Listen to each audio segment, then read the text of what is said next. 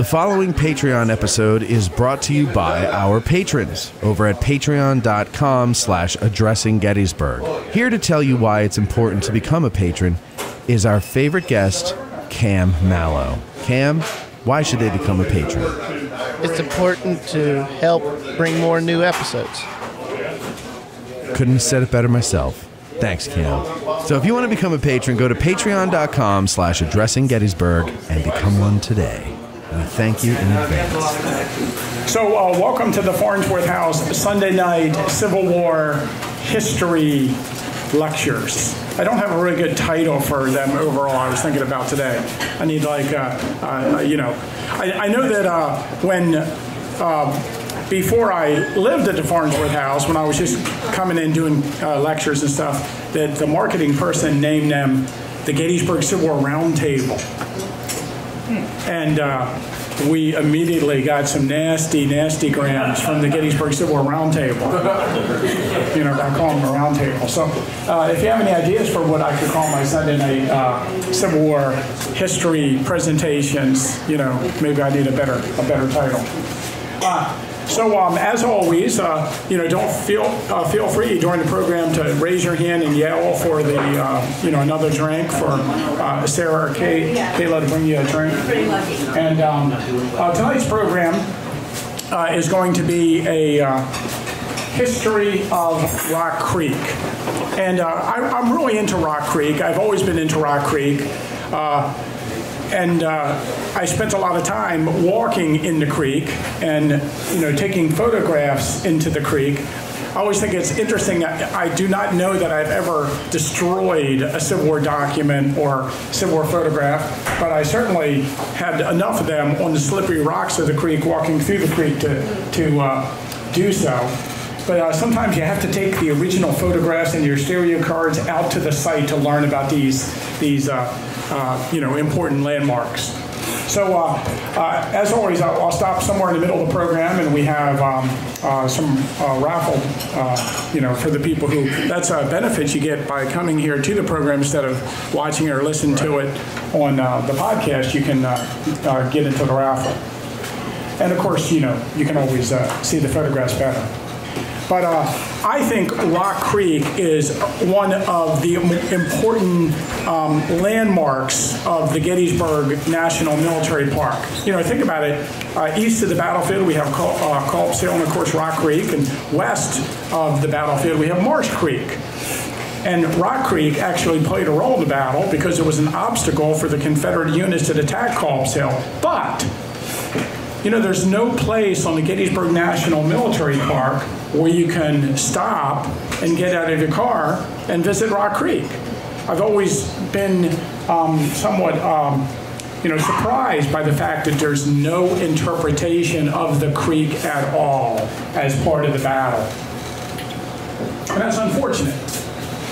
Now, in the 1950s, there was a small archaeological dig done by first some local people and then some authorities from the Pennsylvania State Museum, and there actually was an Indian shelter discovered on Wolf's Hill, not far from Rock Creek.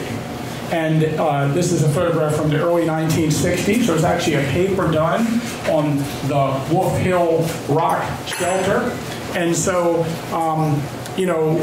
they actually dug under this area of rocks and found that early peoples inhabited that area, perhaps 8,000 to 10,000 years ago. So people have lived in the area of Rock Creek for many years. Now, this is a 1765 draft of the boundaries of the Manor of Mask as set aside by the Penn family.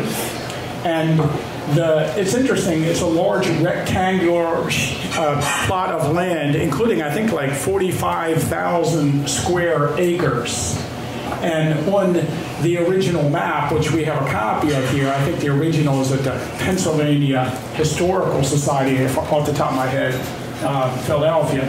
But it actually has Rock Run drawn on the map as Rock Creek. And so early on, this creek was known. as Rock Run or Rock Creek. Here is a 1755 land draft or survey of land in Mount Joy Township, which of course is east of Rock Creek. And at the top of the map, you can see Rock Creek is drawn on the map. And I blew it up there and turned it over, and you can see it says, down the several courses of Rock Creek. So again, by the 1750s, this creek is known as Rock Creek. And sometimes I guess we fight with why is something named something, or when did it get its name? But I think obviously it's a creek filled with rocks, and Rock Creek was a natural name for it, so it should come as no surprise. Like we have a big round hill that we call Big Round Top. And we have a hill with a cemetery on it, and we call it Cemetery Hill. So I don't think the local people are too imaginative with some of their names for places. Now, here's the Nicholas Skull map of 1770 showing York County. Of course, in 1729, this was Lancaster County. In 1749, this became York County. In 1800, Adams County was formed. But here's York County in 1770, and right there on the map is shown Rock Creek. So Rock Creek and Marsh Creek are both shown on the map prior to the town of Gettysburg being shown, because it's not there yet. But here you go. And you might notice on this map that Rock Creek to the east of our battlefield and Marsh Creek to the west actually joined together I was just talking to somebody about it, not far from Harney, just below the Mason-Dixon line, not far also from the Monocacy Road, 194. And you might notice also that Willoway Creek, if you're nerdy about the local area, Alloway Creek near Littlestown on all the early maps and all the early surveys called Willoway Creek. I'm not sure when Alloway Creek, it got changed to Alloway Creek, but Willoway Creek. And you can see where they come together. Oh yeah, I blew it up there so you can see it. And so you also get an idea on this map from where Alloway Creek is, a little idea of where Littlestown must be. That's the old Monocacy Road there, you see, driving through the area. And Tim, what's it called after the two joints? I believe it's still Marsh Creek until it gets to Monocacy. And then it becomes Monocacy River, and then of course flows into the Potomac, and then flows. I don't think it flows into, sometimes, there's of course Big Pipe Creek that flows into Double Rock Creek that flows into Monocacy. I don't think it hits that. I think it goes right into Monocacy. But it's been a while, and anybody can Google that and see on their, on their maps if I'm wrong. But you see some of the branches going into it there. I wanted to mention that about 20 years ago, maybe it was, John Fuss, a local battlefield guide, took me on the tour of all the Mason-Dixon markers that still exist along Adams County's border. Of course, there's like 25 of them across the bottom of the county. And we stopped at one on the map, and I noticed that the marker wasn't that far from the junction of Marsh Creek and Rock Creek. So I made him walk through the woods and to this nondescript location where Marsh Creek and Rock Creek come together, the conjunction. So how many, and I did this just so I could say this in the program, how many other people have been to the place where Marsh Creek and Rock Creek join together? I'm sure no one, because there would be no reason to go there. But think about that. Put that on your to-do list. How about this? Something simple. Have you been to the joining where the confluence, I said conjunction, the confluence of Plum Run and Rose Run? That's something you should make sure to put on your list. The confluence. Yeah, I don't know why, but Gary thinks like that's the ultimate. Like you have not been on the battlefield if you have not been to that location. So here's the 1822 map of York and Adams County. And I use this in my roads program because you can see all the roads that come in and out of the town. But if you look north of the town, that's Rock Creek shown. And if you look at Gettysburg there, if you look between the S and the B, you can see Rock Creek passing east of the town. And you might notice that Rock Creek is the boundary between Strabane Township and Cumberland Township. Do you notice that? And really, Rock Creek starts in the fields between Table Rock Road, which is the old Carlisle Road, and the old Harrisburg Road. And you see at the top of the map, I think I might even have it circled here. You see at the top of the map, Wirtz. That is the old Wirtz Tavern. That house still stands. And it's on Shriver's Corner Road. So if you go up to Modern 15, and you get off at the Hunterstown exit and go towards go towards Shriver's Corner, and you just pass Shriver's Corner across from the entrance of Good Intent Road. There's an old green house, and it's clapboard, but underneath is log, and it is one of the oldest houses in the area. It's near where the Battle of the 26th Pennsylvania Emergency Regiment occurred. And you can see some of the feeders. I circled some of the feeders of Rock Creek. And it really, a bunch of farm fields flow into a bunch of feeders that form Rock Creek very quickly. And if you go up to Harrisburg Road, you see where the T and the R of Strabane is right above it. I circled it. You might notice that bridge when you cross over it up on the Harrisburg Road. That's a pretty prominent crossing. So it doesn't really start one place or another. It starts in a bunch of places, and then it flows down to the town of Gettysburg. Now, of course, it flows through the area of the first day's battle. And then I have here south of the town, Rock Creek flows. And again, it's the boundary of Cumberland Township and Mount Joy Township in southern Adams County. And you might notice where it says black there. I think I circled it. Black's Mill is also known as Horner's Mill. And today it's just south of the town of Barlow, a town which General Barlow never passed through on his march to Gettysburg, which is kind of strange to me since it's named after him. But again, you can see the confluence of Marsh Creek and Rock Creek. And also, I circled on this just for your knowledge. Do you see that Plum Run on this map is called Rock Run? That's Plum Run. So I don't know how much you guys memorized our Devil's Den book, Gary and I's Devil's Den book. Gary's listening, so I have to mention him throughout the program. It's called Bear Run, it's called Rock Run, and there was no source prior to the battle that mentioned it as Plum Run, which is one of our little tidbits. So part of the first day's battle that occurred along Rock Creek at Barlow's Knoll. And it's a pretty prominent feature in that battle, crossed by Gordon's brigade and Hayes's brigade in the assault against the Union troops on Blocker's Knoll or Barlow's Knoll. This is a map from Civil War Trust, and it shows the fighting. Of course, the troops had to cross Rock Creek. And again, this is one of those places where I'm surprised that the park doesn't have like some kind of access to Rock Creek. And you probably know one of the least visited monuments on the battlefield is the skirmish line of the 54th. Is it the 54th New York? Yeah, so I don't go there enough to know what it's called. Oh, it should be shown on the map though, somewhere. Yeah, I think it's the 54th New York. Yeah. It is 54th. Yeah. East of Barlow. Yeah.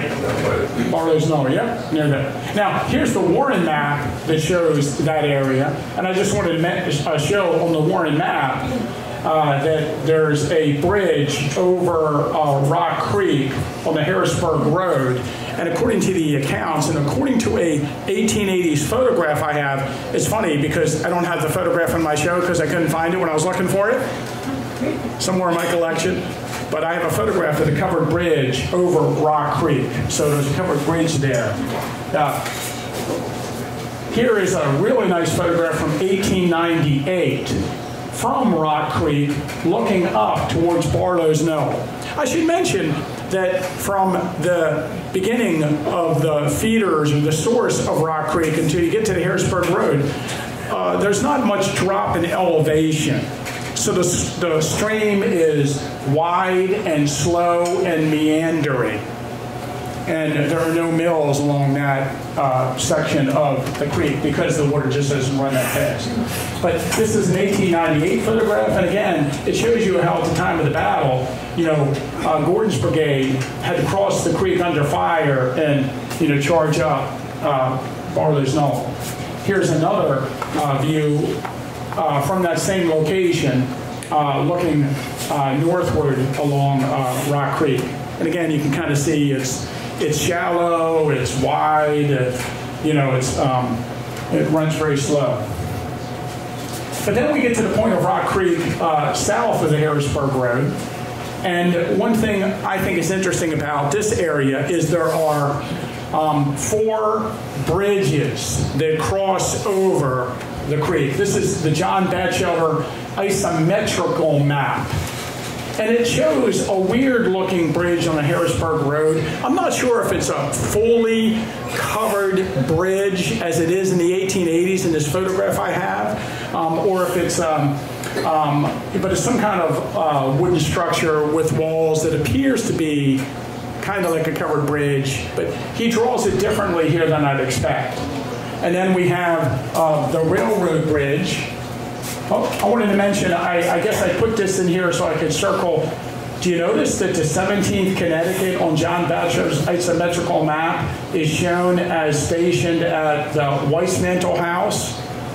I just think that's kind of interesting. And they do have skirmishers across the creek. And here were the sources for it being a covered bridge, I believe. But here's the bridges. We got the railroad bridge, which was destroyed on June 26th. By Gordon's brigade and maybe elements of the 17th Virginia, or is it when they're in town on June 26th, White's Comanches, or well, it depends which. It depends, 35th. They're both there. Yeah, I was thinking of Captain Waldo's company. It's all right. The 35th Virginia Battalion of Cavalry. Yeah. So, but it's destroyed on June 26th. And it's destroyed pretty well. So here, John Batchelder shows it kind of rebuilt. And then we have the bridge over Route 30, the York Turnpike, and then on the very bottom of the map, there is a covered bridge at the time of the battle on the Hanover Road that also crosses Rock Creek. And on on this one I didn't put the 4th. I guess I didn't. I cut the slide off, but I don't have the Harrisburg Road Bridge. But this is the Warren map of the battlefield showing the Railroad Bridge, the York Pike Bridge, and the Hanover Road Bridge. And we have photographs of some of these bridges. This is I would say an 1890s image of the bridge over the York Pike. And here's another, this is from the railroad looking south towards Culp's Hill across the bridge on Route 30. Do you know it only took a year to build the bridge? It's interesting since it took 5 years to repair it. That's an inside joke for the locals.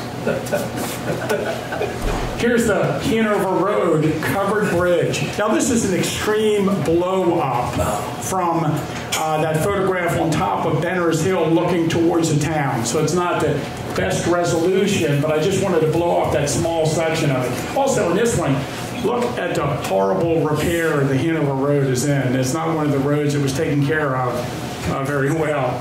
But, and also, in this one you can kind of see that Rock Creek is pretty full of water there at the Hanover Road covered bridge. that one of the problems with covered bridges is if you have a flood and the stream is really high, that the bridges are destroyed by the flooding. Did you know that at one point there were 40 covered bridges in Adams County? Today there are only 4.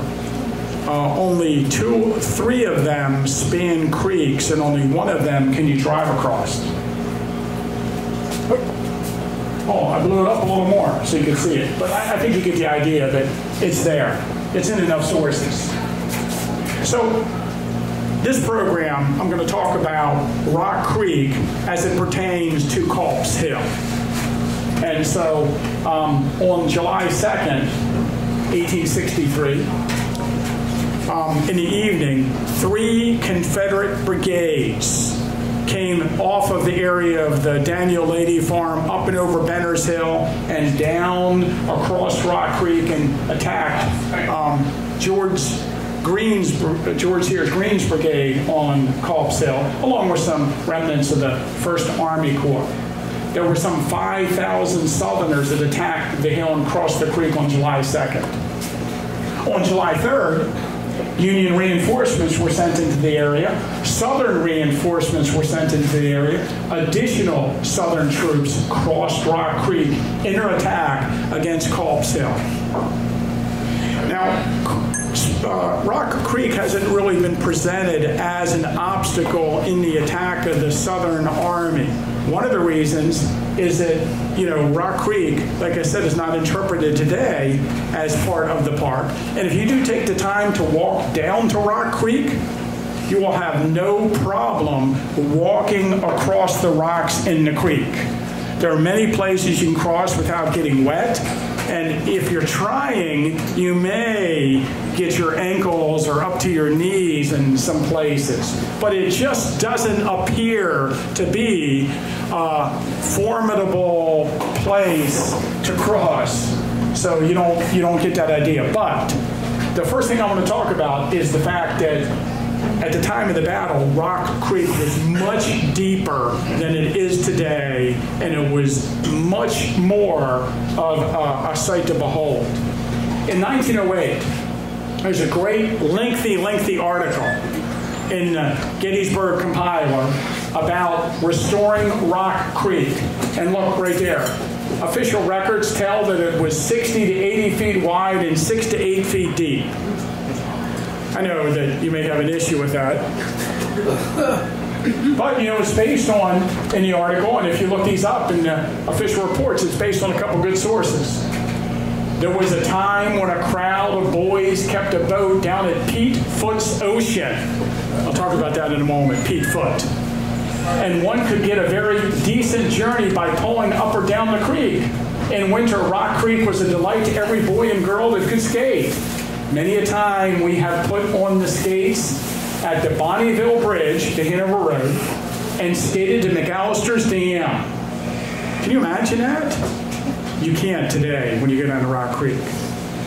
I should tell you, William Archibald McLean, the editor of the Gettysburg compiler, who was born right after the Civil War, whose father was a lawyer in town at the time of the battle, he is obsessed with Rock Creek.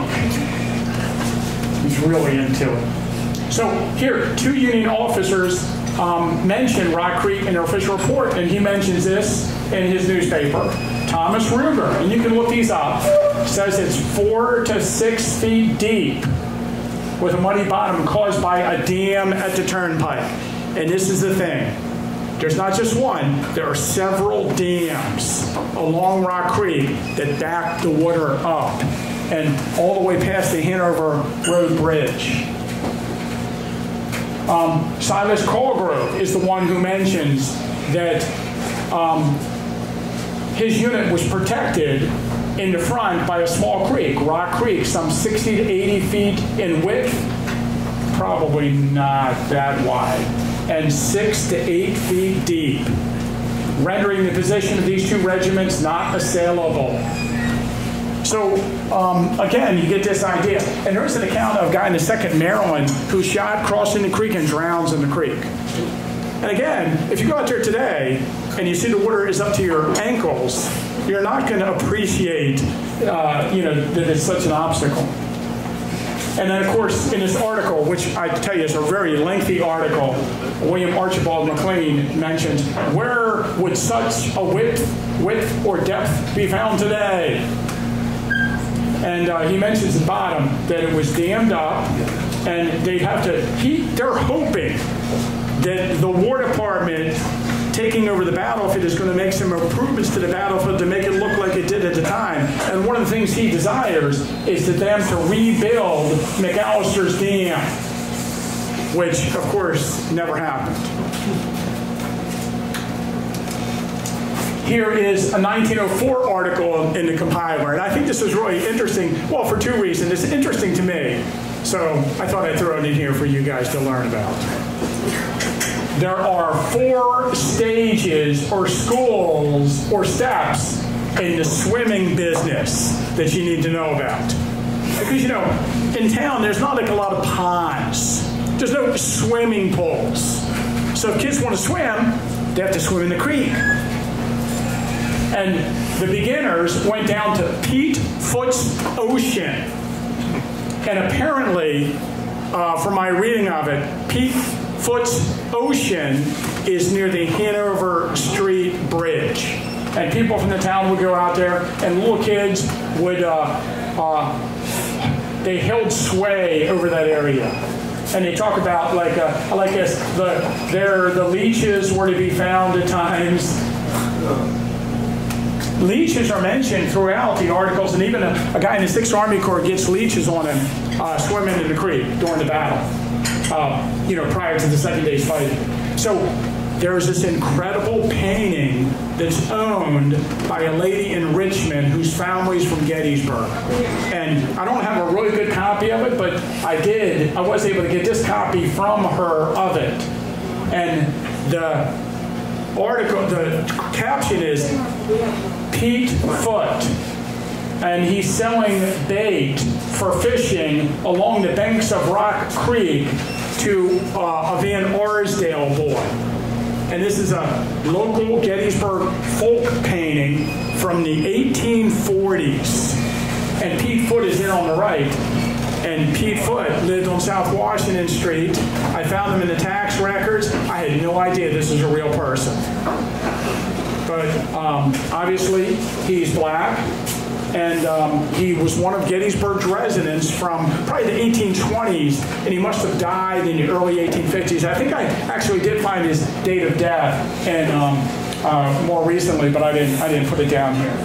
So Pete Foot. And for a while, he must live at the Hanover Road near Rock Creek Bridge.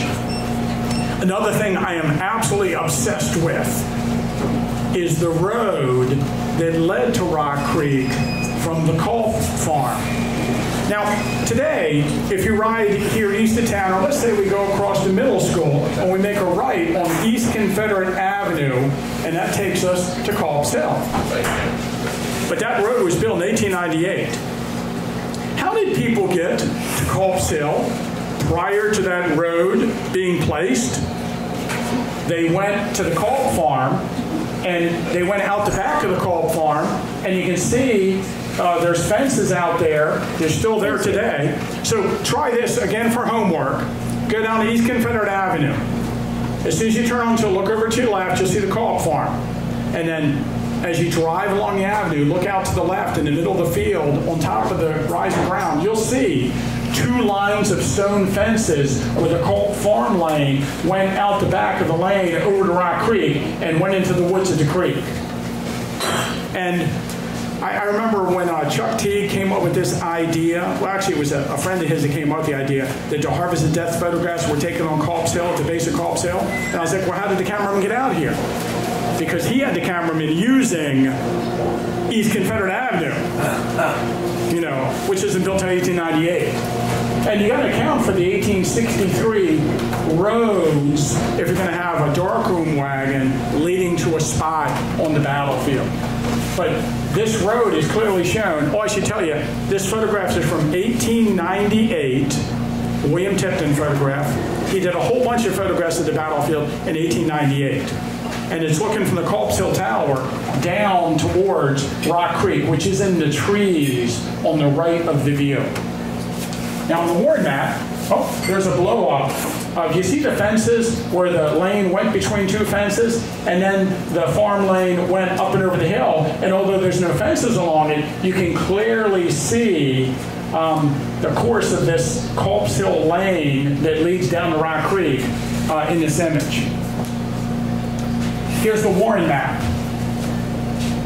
And we're looking at the same area. Do you see on the top left of the map how there's a farm lane that comes out of the Culp farm and just ends there?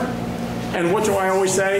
If you remember, if you like to memorize my quotes, one of my quotes is, "The Warren map does not show roads. It shows fences." If there's a road that goes across the middle of a field, it is not shown on the map. There are many instances of this. It only shows fences. So here's basically what we were looking at in that photograph. We were looking at the fences ending and then that road continuing on down to Rock Creek. And just as a point of reference for you, when you go out there on East Confederate Avenue, do you know that you ride down East Confederate Avenue and you come to Jones's Brigade plaque?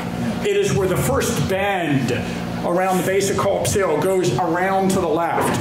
If you look just immediately to your left, there's a stone wall, and I circled that on the bottom left-hand side of the map. So that's where East Confederate Avenue enters the steep part of Culp's Hill today, goes across a stream, and then you ride along the base of that that projection there at the base of Culp's Hill. We call the Grassy Knoll. I don't know if you know, we call it the Grassy Knoll. Some of these things are only Gary and I thinking that we're making something famous by calling it something. But you see the thing I have circled here between the R and the C of rock? That is the second stage of swimming along Rock Creek. And it's a place that is known as Two Rocks. And you have to say it like that. This is from the 1904 compiler. The time came when the small boy was promoted from Pete Foot's Ocean to the next grade, and the next grade was Two Rocks. Perhaps, and then I don't want to read all that. Anyhow, he went down to Two Rocks, and he was in water now halfway up and under his arm at points. So in this article, in 1906, William Archibald McLean wrote a whole front page article called The Famous Two Rocks. And it was all about his life swimming at Two Rocks, the swimming hole of the Gettysburg boys. And he has a picture of Two Rocks in the paper.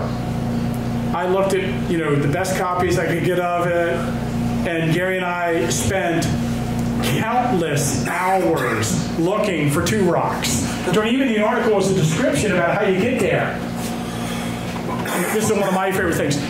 Anybody ever read The Lost World by Sir Arthur Conan Doyle?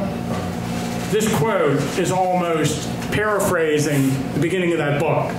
But anyway, is there a man in town who has ever been a boy? Or is there a boy in town who couldn't find Two Rocks with his eyes shut? It's a very dramatic article, this Two Rock stuff. Well, anyway, William Archibald McLean published a magazine, a yearly magazine called Scrapbook, made up of articles that had been published in his paper, and I found one from 1906, and wouldn't you know it, it had a really nice clear photograph in it of Two Rocks, and I found these rocks. I should say Gary and I found these rocks, although I think I looked more for these than he did. But we did it. Now, I have to admit, it was raining this day. I took this. I was too lazy to cross the creek at this point because it is kind of deep at this spot. So I don't have a view accompanying the actual scene. I am standing on one of the Two Rocks. And that's the other Two Rock. And we're looking into the creek at this point, and it's pretty deep there. And here I took this one looking north from Two Rocks. So you can see that it is still today, this area is, you know, pretty good place for swimming. Also, one of my friends, and I don't know if this friend will happen to watch this, because I can't remember who it was. One of my friends had another friend who found a rock carving on one of the rocks down near Two Rocks, and he sent it to me on Facebook, and I was looking back through it trying to figure out who sent it to me and where it is, so if they happen to see this or, you know, contact me, because I can't remember who it was. But again, another thing about this road, this road leads directly to Two Rocks. And that's one of the reasons I looked there for the rocks and was able to find them, because I figured that, you know, I was reading the description again of how you get there, and I figured that's how you get there, by going down this road. The other thing is, in 1867, the Tyson brothers of Gettysburg, or actually C.J. Tyson and his assistants, recorded a series of stereo views. You probably know 501 to 580. I'm sure you know all about this. Oh, yeah. 501, 502, 503, 504 are all taken at the end of this road. So you can find these locations in these photographs by following that road. You know, they got a darkroom wagon. How else are they going to get there? This view is taken from the end of the road looking towards the Grassy Knoll. So you can see 501. And 502 is right along the creek, not far from Two Rocks.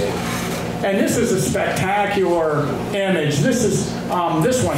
And Eric might have this one. Eric has a really nice collection of C.J. Tyson stereo images. This is a Tipton and Myers. And that's, you know, Tipton and Myers took over C.J. Tyson's studio and reprinted his cards on their label. But look at that. And you can easily find this rock in the center of the view. But it's easier to find the rock on the back right of the view. There's a guy sitting, one of his assistants is sitting back there, and you see beside him there's an unusual looking rock. Gary and I often referred to this rock when we were looking for it in our early days as the Rhino Rock, because it looks like, I don't know, the hump of a rhinoceros or something. There's a variant of this view that is also recorded by the Tysons, we believe. It's possible the variant was recorded later and replaced the original 502, but I tend to think that it's a variant instead of a replacement view. But that gets into a whole different discussion. But look in the back, can you see the Rhino Rock from the side? There, I blew it up, or I thought I blew it up for you. Maybe I did. There it is. There it is. So I was just out there not long ago, and it's kind of covered with debris, but there it is. It's still there. You can still find it. I don't know if you have any interest in this, but what I recommend you do for fun is to gather all your books with all these photographs and put them in a backpack. Put on some, you know, in the summer, some tennis shoes, some short pants, and walk Rock Creek from the Hanover Road Bridge all the way to Mcallister's Mill. Won't that be fun?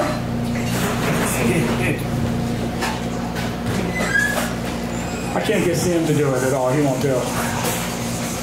So here's 503. And you can see it's right along that same segment. I'm not going to bore you with where each of these views is taken. 504. He also, for whatever reason, the negatives don't go like one after another. He also has like 531 and 532 that are recorded in the same area. And I think this is, I think off the top of my head, it's 532. This is the one I used to advertise the show.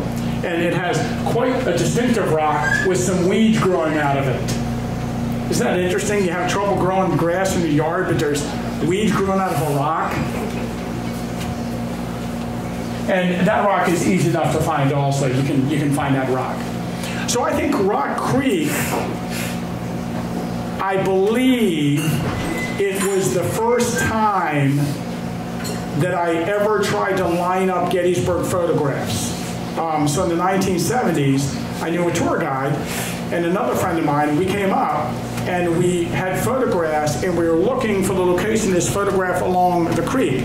So, you know, always I had this fascination with rocks, and I realized if there's a rock in the photograph, you can go to the location, you can line up the rock today, and there's no, it's not like the Harvest of Death, we have an open field and a distant wood line and maybe a fence line, and you're guessing about stuff. No, in this one you have a rock. And a rock is a rock is a rock, it has a crack in it, it's the same crack. It was fun for me to, you know, get involved in this study of Civil War photography by looking for rocks. So, you know, the John Batchelder Isometrical map is an awesome source for Rock Creek at the base of Culp's Hill.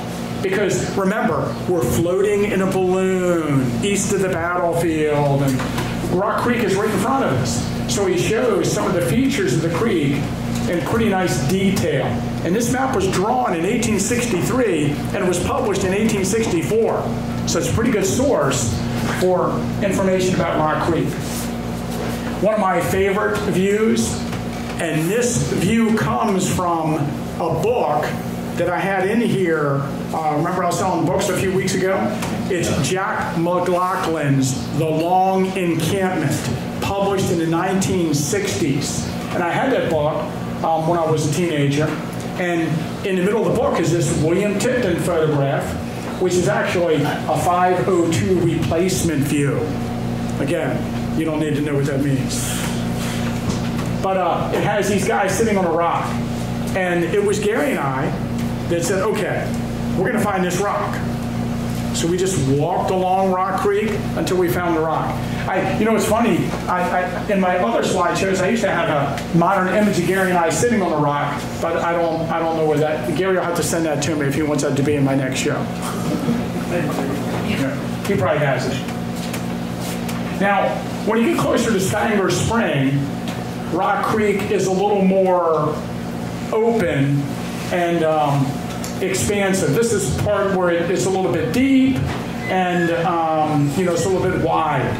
We are not far from the monument to, let's say, the 27th Indiana. If you know where the monuments are at Spangler's Meadow, the 2nd Massachusetts and 27th Indiana, where they start their charge across the field, and you walk over to the 27th Indiana monument, and then you walk over to Rock Creek, and you turn and you look north. That's where you are here in this view, looking north along that stretch. And you can see that, again, this is an 1867 C.J. Tyson stereo. And every once in a while, I see a variant. When they shot these negatives for these stereo views, they set up their camera, and they often took 3 or 4 or 5 photographs from the same area. And they might sell them in a series, and if a negative broke, Tipton would just go in and get a variant out that he had made that same day and replace it with it. So you find variants of these views by looking at different people's collections. And I noticed this one on eBay. I do not own it. I'm sure no one knew it was a variant. Oh, I didn't put, it's kind of hard to tell that it's not the same view, but it's from a slightly different angle. And here's that stretch of land that we're talking about. Where that hill is at the bottom of the view, that on the map it looks like it says Hill 359, and that's of course you know, the elevation according to the Warren map, which is off by 120 feet in actual elevation. But Rock Creek, do you see that stretch of the creek, and that's Spangler's Meadow? Spangler Spring would be off to the left of this particular spot in the map. Now this is interesting because the Warren map kind of shows some trees or brush along the creek. And this is a problem I think we have with the Warren map. Is it trying to show trees, or are they showing low bushes? And when you look at Little Round Top or Big Round Top on this map, we have the same exact issue.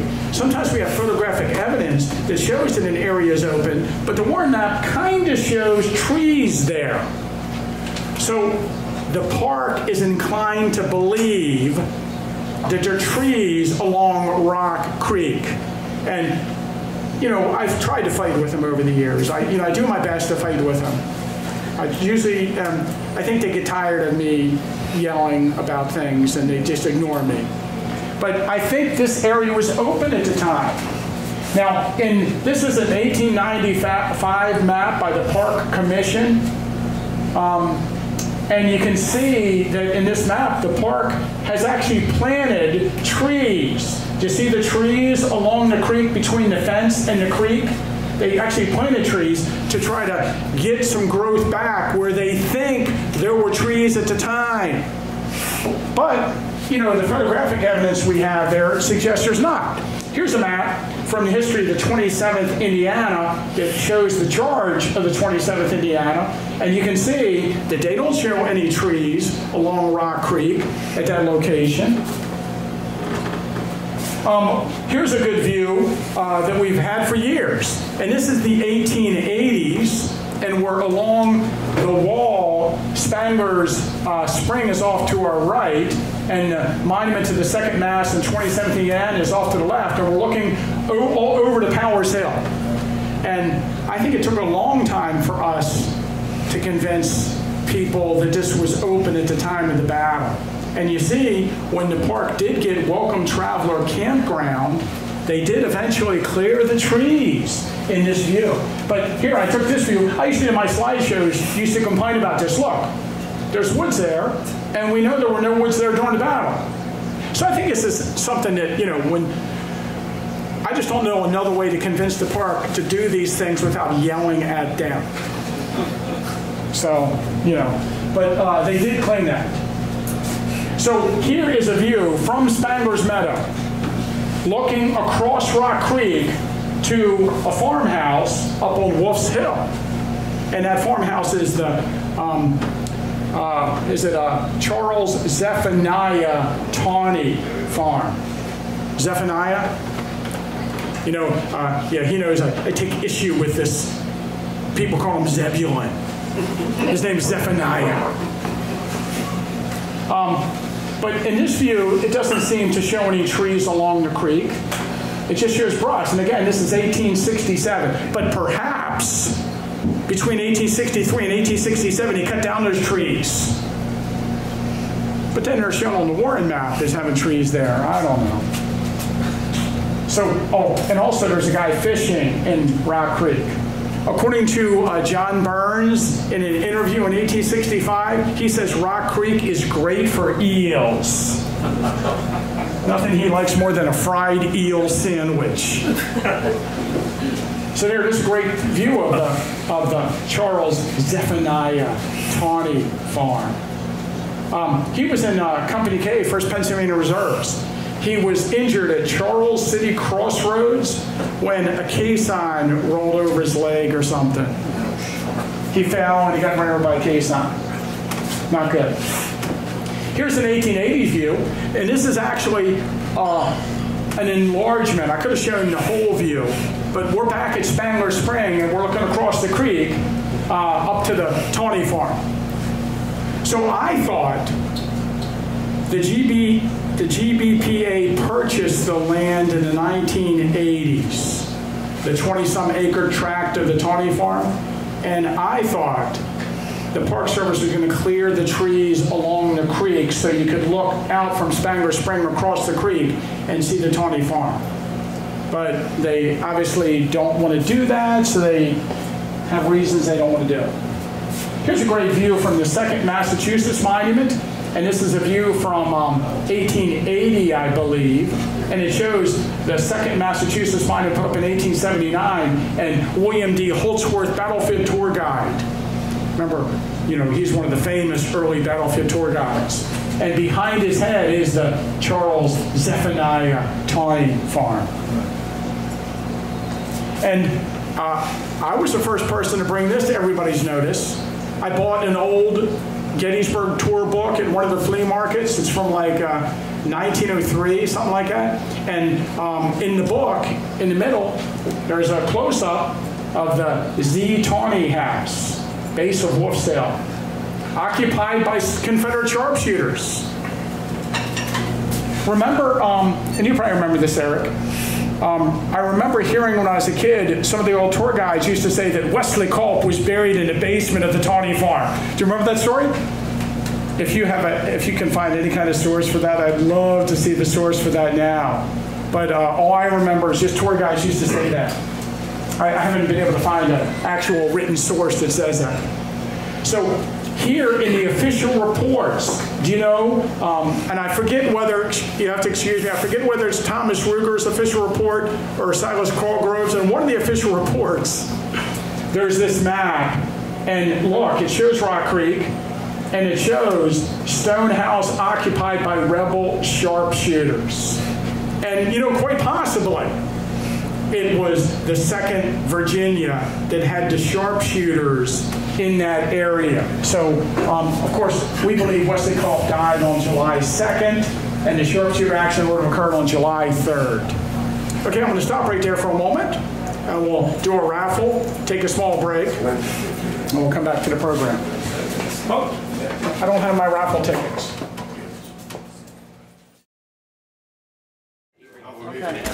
I'm going to go around the other way. Before he gets mad. I'll forget it tomorrow. Okay, so let's get back, and I'm actually in a very timely fashion, very timely this week. So this is 526, I believe, of the stereo. The Tysons, I think they might have, like, depends on how you count, how far away from the creek you count, but they have like 15 views up and down Rock Creek along the area of the battlefield, which is fascinating. And of course, the Weavers from Hanover, cousins, Peter Weaver and Hanson Weaver, they have a series of stereo cards also from 1867, and they have a few views along the creek that I got in the show coming up. But here's a close-up of this one, and you see we're still along that straightaway near Spangler's Meadow. I wish we had one that just looked straight across that and showed there was no trees so I could use that. But in this one, you see this very prominent rock at the bend in the creek. And here's another view of that rock formation with Wolf's Hill in the background on the other side of the creek. And there you see some rocks along the base of the creek. What's really interesting in this one is that when the dam at Mcallister's mill existed, the creek was always bank full, according to the accounts, meaning the water level was up at the bank, the top of the bank. And in these views, you can tell in some of them that the water level's higher. Like, look in this view, you see the rocks, and you see how there's a line along the rocks where the water was normally much higher, but the water is low in this view. And when you go down there today to the same locations, you have to climb down the bank to get to the stream, and then you can cross the stream and climb up another bank. But having the stream bank full would account for it being much deeper, 6 foot deep. Yep.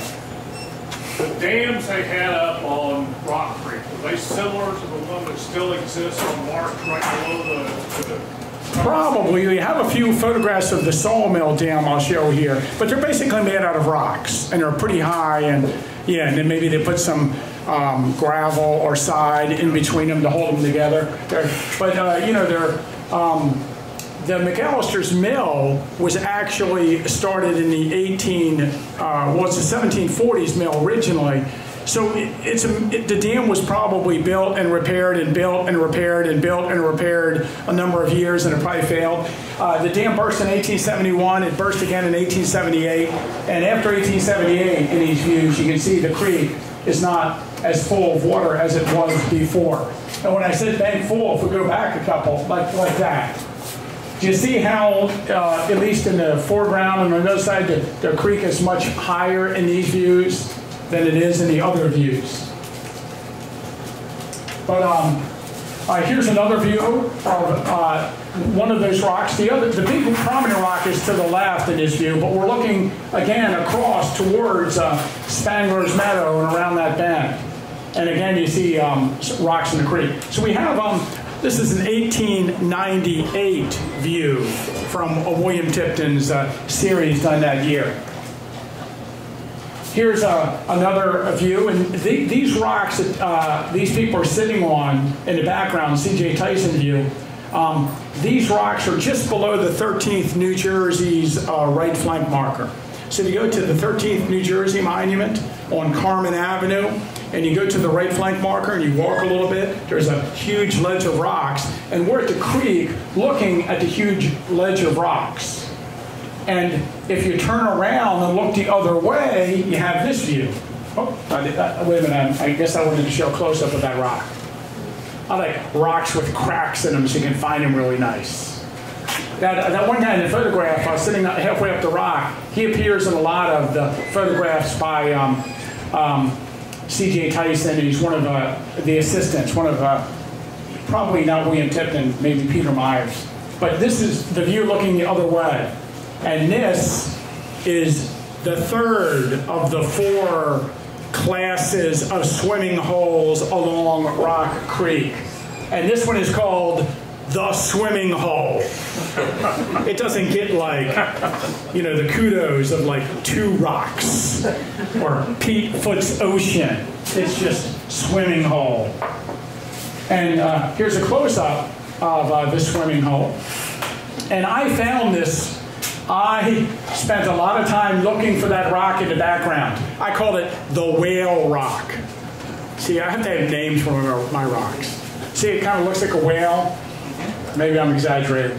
But I ended up finding it by finding the other view of the big rock with the 13th New Jersey, you know, at the base of the 13th New Jersey Monument, and then turning around and seeing that rock off to the right with the crevice in it in this view. And then I figured out, oh, now, you know, that other rock on the other side of the creek, I found it eventually, but I didn't find it because of that.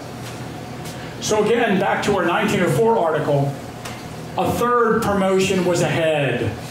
The bigger boys were farther down the creek. Each particular boy was destined to be a bigger boy, and so down to the swimming hole he went.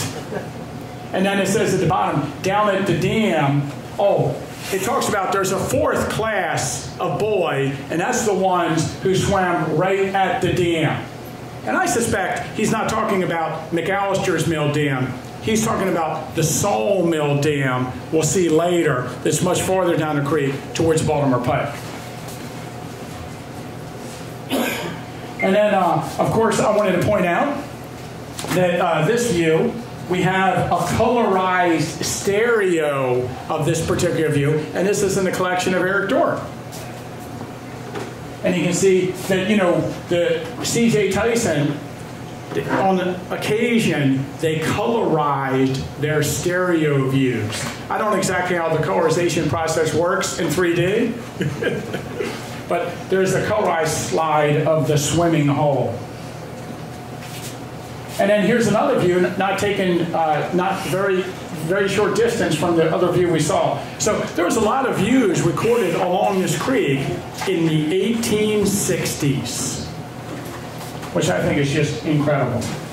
Now we're getting down towards Mcallister's Mill. So the creek is really backed up near the dam. And this is the John Batchelder Isometrical map. And if you look at Spangler's Meadow, you see where the 2nd Massachusetts and the 27th Indiana charged across the field and hit the Confederate Army at Spangler Spring. Wow. Isn't it interesting that the isometrical map drawn in 1863 doesn't show any trees from the wood lot over across the creek there to the other wood lot? Isn't that interesting? I think I've lost this battle with the park. They just, either A, they're stubborn, or 2, they just think I'm an asshole. Could be both. Can it be both? Yes. Look at the bottom of it. Do you see, and I could have blown this up a little more to get more in it, but that's the dam. That's the Mcallister Dam. One of the interesting things about people and where was the dam, and we thought about this with different people. Let me suggest the dam must be where it can back up water to get to the mill, because people keep pointing out a different dam is Mcallister Dam that really doesn't back up the water for the mill. Now here is the Batchelder isometrical map, and you can see. Again, we're on top of Wolf's Hill. We're looking down the creek. Do you see that road that leads down to the mill? And then if you go up that road, that's the Mcallister Mill Road that comes out at Mulligan McDuffer Camp, golf course. And you could walk down there today. If you go on the HGAC hike they do of Mcallister's Mill, it's a really good hike. They have it on Saturdays in the summer. I'd imagine they're going to do it this upcoming year again. It's really good. But they walk down that lane to the mill site. And you can see the Mcallister House is the one in the middle, and then the barn is up at the very top where the J for J. Mcallister is. James Mcallister. Now, here's the Warren map of the battlefield. So now we're north-south. And the creek in this view is off to the right. And do you see how they dammed up the creek on the top right and backed up water in sort of a circle that went around to a mill race, and then that mill race ran water down through the mill to turn the wheel of the mill. They don't show the mill race on this map, but you can see they show the mill. The house on the Warren map is shown as an X. So you see it's not shadowed in. See the X there and kind of in the middle, and then the barn is towards the bottom. But see, it says Rebel Hospital. And there were Union and Confederate wounded at Mcallister's Mill after the battle. So it took me a long time, but I got this from Sue Boardman, this particular view, and it shows Mcallister's Dam. And Gary and I walked the creek, and we discovered this set of rocks, and you can see behind them, see the wall of the dam. It burst several times. So it looks like, I don't know if the dam is whole and goes across there, but you can see some of the water pouring over. It looks like it's almost broken down in this 1867 view. But by 1878, it was gone. And then the water level dropped. And then, of course, the sawmill dam, we're going to see in a moment, had backed up water. And then that broke. And now the stream is really low. But this is right there. That's Samuel Weaver, the same guy who appears in the photographs at Hanover where he's reinterring bodies into the National Cemetery. He's got this really odd beard that hangs off the bottom of his neck, and you know how people shave their face and the beard hangs off the bottom of their neck? But it's just amazing to me. And on this one, I did find Gary's image that he took of me. It's not the best. I think this is with an actual camera and not a digital camera or phone or anything like that. Might even be like a cheapy phone because we're walking in the creek. But I don't know if you can tell, the rock in the bottom is the same, the rock I'm standing on is the same, the one off to the right with the crack in it is the same rock in that view. But where, I was looking at it, and I have to admit that I'm sure it was Gary who lined it up. It's not lined up exactly as it should be. Sometimes I'm to blame for that, I should say. And of course, Mcallister's Mill was there for many, many years. Mcallister's Mill was first built in the 1740s, according to an account, by Samuel Geddes. And in 1790, the stone mill was built. It was a wooden mill at first, and then in the 1820s, James Mcallister purchased the mill. And you can see I have a ton of photographs of it. I had to cut some of my photographs of the mill out. There was too many. And eventually, the mill fell into disrepair, but it was owned by the Mcallister family up until 1915. It was owned by some of the children. It's interesting, I found this article. Oh, I didn't put the date. But I think this is around, this is 1913, I'm pretty sure. But they wanted to preserve Mcallister's Mill because it was a site of a documented underground railroad stop. Oh yeah, 50th anniversary of the battle, and there's talk. They're planning to purchase the old and crumbling Mcallister grist mill, which was a part of the Underground Railroad at the time, and preserve it. So there's an effort to add it to the park. And of course, that just doesn't happen. In 1915, well, in 1914 it was sold at a sale. And in 1915, it was taken apart and used, sold as construction stones. And you can see I was able to find this in the paper. So having purchased the old Mcallister's Mill, he, for sale, quantity of building stone. So they tear it apart, and after that, it's just a hole in the ground. And if you go out there today, it's just a hole in the ground. James Mcallister and his wife and children lived here. And from the Adams County Historical Society, this is James Mcallister, his wife. And remember, James Mcallister's sister is Catherine Mcallister. Do you remember who that is? She's married to Harvey Sweeney and lives here. And her other sister is Mary Mcallister, lives on Chambersburg Street, has an account of the battle. I forget what his wife's main name is.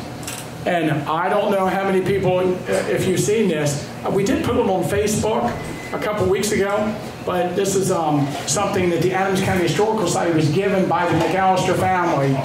It is it's notes that were written during the battle about the progress of the battle that the family kept. Can you imagine that? July 3rd, 20 minutes past 2 o'clock p.m. Maybe he's not on daylight saving time or something. The artillery fire from shells exploding, heavy shells exploding. I should have read it before this. 1 man dead on the stoop at 3 o'clock p.m. The wounded have all been removed. Skirmishers on the front are firing. Shells continue to come in here. Does it say my or the house struck with a fragment? Cannonading heavy again on both sides. Rebels preparing for a charge along the entire line. Isn't that wild that there's like this handwritten note by Mcallister about the fighting? And the note underneath of it on the piece of paper is written by his grandson saying that these are notes that Granddad took during the fighting. I don't know if you know, Bradley Schmel did a painting of the Mcallister's Mill with an escaped slave being shown the place, and up on the hill there behind you can kind of see the house in the painting. It hasn't received much attention. Now the son of the Mcallisters, Theodore Mcallister, actually was a veteran of the Civil War. He was in the 21st Pennsylvania Cavalry. He was captured and then ended up in Andersonville Prison. He was captured along with George Washington George Washington Shriver up here, and ended up spending time in or no, I said 21st. I think he's in the Potomac Home Brigade Cavalry. Spent time in Andersonville Prison, survived the war, and he wrote a lengthy account about the mill after the Civil War. He talked about how it was owned by the Geddes family and how his grandfather bought it from Geddes, James Geddes, and Fleming in 1822, and talked about the history of the mill. But in his article, he talks about it being used as an Underground Railroad stop. And of course, here's an article from 1836, and it's about a slavery, what do they call it? It's a sort of a speech. It was anti-slavery speech. It was given and they formed the Anti-Slavery Society. You can see James Mcallister Jr. Was one of the speakers there. So he's well known as a proponent of the Underground Railroad.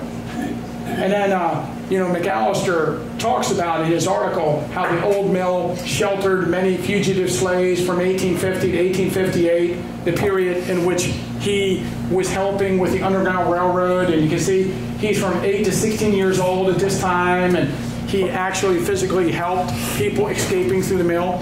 According to an article by J. Howard Wirt, they spend the night at the mill, and the next day they go to York Springs to the Wright House, according to his accounts, which is fascinating. We don't have much on the way of documentation pertaining to the Underground Railroad, so it's really interesting. In 1869, there's a survey for the Baltimore Shippensburg Pike. And I mentioned this a few weeks ago in my roads program. And down at the base of the map, below, where Gettysburg is, Samuel Gaddis's Tavern, or Gaddis's Tavern, they show Rock Creek. And this is actually from a photograph from the original copy of this survey, which is at the York County Archives. And this is upside down, but can you see it says Down Rock Creek? And again, this is from 1766, 1767. And it says on it, Samuel Gaddis's Mill. See, the mill is shown about the same spot where it'd be on this map, which is just fascinating. And here is a road survey from, I suspect, the 1790s that shows James Gettys in trust for John Fleming. John Fleming was his brother-in-law, had married one of Samuel Gaddis's sons. And so this is, again, we don't have much in the way of deeds for these early properties, but we have this survey. And this is, at the bottom of the map, is the Baltimore Shippensburg Road. And Gettysburg would be down at the below the map. And so it's going north-south, if you go up. And it crosses Rock Creek. And you can see that's the property of Mcallister's Mill early on, which I just find fascinating. So there was a road also that went across Rock Creek at Mcallister's Mill. I suspect that the road that crosses at Mcallister's Mill came over from the town across Culp's Hill and down to the creek.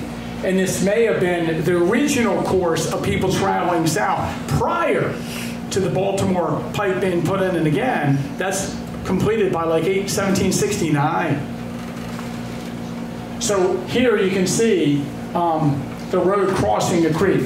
And still, if you go down there today, you can you see that there's another view of it. You can go to the same location today and see this view. And there you can see where it crosses the creek. And again, it's not very deep at this location. And here's where the road goes up to Wolf's Hill. If you want to walk up that area and see where the monuments are on Wolf's Hill, you can actually cross the creek and walk up that street. And I don't know if you can tell in this version, I tried to blow it up, but Mcallister's Mill is actually in the view. It's behind the trees off to the right of the view. So the mill is there itself. Yeah, I'm not really getting it. I'm like, there. You can kind of see the stone wall from this view in the windows. So that's how I knew what that was, not because I lined up those rocks. One of the fascinating things for me about Mcallister's Mill is a footbridge. At the time of the battle and for years afterwards, there were logs that crossed the rocks that you would go up onto like a bridge and walk across the logs and hold on to like, hind branches that went across, and you could walk across the creek that way. And there are a ton of photographs of this footbridge at Rock Creek. Now, again, for homework, I want you to go down to Mcallister's Mill, go to the crossing, and then walk downstream about 50 feet and you can actually see the metal pins and holes in the rocks where this footbridge went across and was tied down by, they had their logs sort of strapped down to the rocks with some kind of rope or metal strapping, and then there are nails or spikes in the rocks to hold it down. And there's a bunch of photographs of this thing. So we knew exactly where it was with the photographs. We lined up the photographs, Gary and I, and then we actually found the place where you climbed up on is still there, and then entered the bridge and found all the stanchions or the tie downs in the rocks and the spikes. This is a Mumper photograph. It's probably from the 1870s, but it shows Dean Schultz's house, Peter Baker's house near the Baltimore Pike. And so we're on the Mcallister Mill side of Rock Creek, looking across the creek, and you can kind of see Dean Schultz's house up on the hillside there. Is that wild? And you can see Dean Schultz's ducks. Maybe his grandmom's ducks. And then, of course, we get to the Baltimore Pike. Now, there was a sawmill at the time of the battle along the Baltimore Pike. We are looking, so we're south, and we're looking north across the bridge over the Baltimore Pike towards Gettysburg. And you can see there's a road that goes off by a mill and it crosses the creek there. That is not Mcallister's mill, that's the saw mill. Mcallister's mill is farther up the creek. So this is down near the bridge. Here we have an 1868 photograph of the sawmill and an 1898 photograph of the sawmill. The sawmill, right near the Baltimore Pike, was used as a hospital after the battle for wounded soldiers. And there's some evidence that Edward Cross, for instance, is taking there to the sawmill, and then eventually he dies at the Fleming Hoke House. But here's a view of the sawmill on the Warren map. And you see how Rock Creek comes down to the Baltimore Pike, makes a real hard right-hand turn, and it goes back up under the Baltimore Road Bridge. And you see that this actually shows there's a mill race coming off of Rock Creek. So they had to dam Rock Creek at that location. And you see they even have elevations for how much it's dammed up. Just it goes from 296 to 300 to 302. So I guess, that's 1869, so they had a series of dams, and later they put in one large dam. So that's at least 6 foot that the water depth changes at that location. Here's on this 1900 map. Again, if you look at the Baltimore Pike crossing and you see where the creek turns, can you see the little black sawmill? And then look up the creek and you see how there's a weird looking jut in the landscape out across blocking the creek. And then on the top of this map you might notice Mcallister's mill. But this dam stood for many years, and this is generally what people are talking about when they're talking about in the swimming near the dam. So the problem with this is, in all these photographs that I collected when I was young, all of them said Mcallister's Dam. And I was looking for this dam, like up near where a dam that put water into Mcallister's mill would be. And then later I found out, of course, it's not Mcallister's Mill Dam. It's a sawmill dam that's more close to the Baltimore Pike. And these photographs were clearly labeled Mcallister's Dam, as if this was the dam for the mill. So I spent a lot of time looking for these rocks in the wrong place, thinking that they were farther up the creek. And one day, we got Dean Schultz's permission. He was with us to walk on his side of the creek along his farm lane, and we walked all the way to the Baltimore Pike. And particularly, I was looking for one rock. I was looking for that rock in the right background. Look at the depth of that dam. See, you can see that's like 6 feet where the water drops off. And I had a bunch of views of it. Look at that. And I was able to find that rock.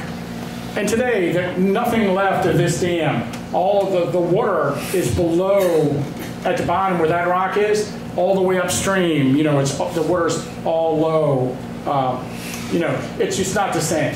It's not backing up anything today. Now, one last thing I wanted to mention is the balancing rock on Wolf's Hill. So this is a William Tipton stereo card. I think I have 3 different views of this rock. And the views say balancing rock on Wolf's Hill. And I've looked for this rock. I spent a lot of time walking up and down Wolf's Hill looking for this rock. Now, Wolf's Hill is more like an area than a hill.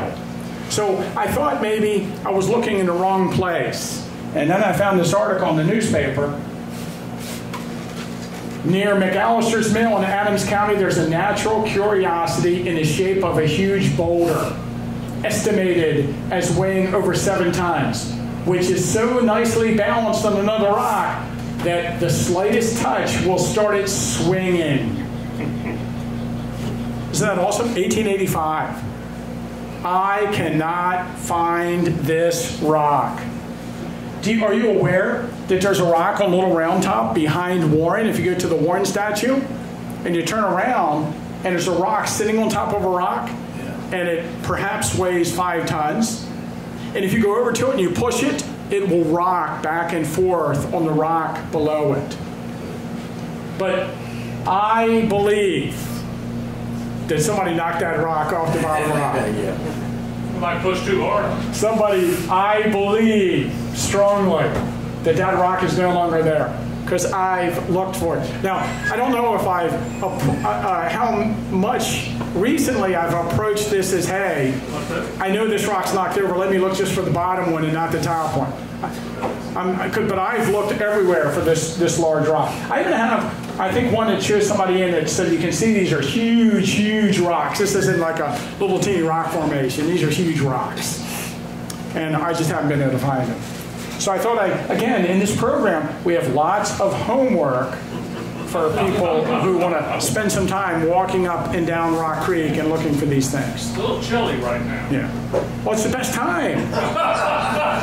If you slip and you fall in the creek, it's a nice little surprise. Don't leave.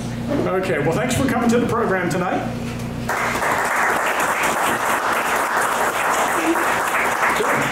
And next week's program is going to be, I did one a few weeks ago on commercialization, where I just talked about 1880s and 1890s commercialization. This next program is about 1960s and 70s and 80s commercialization.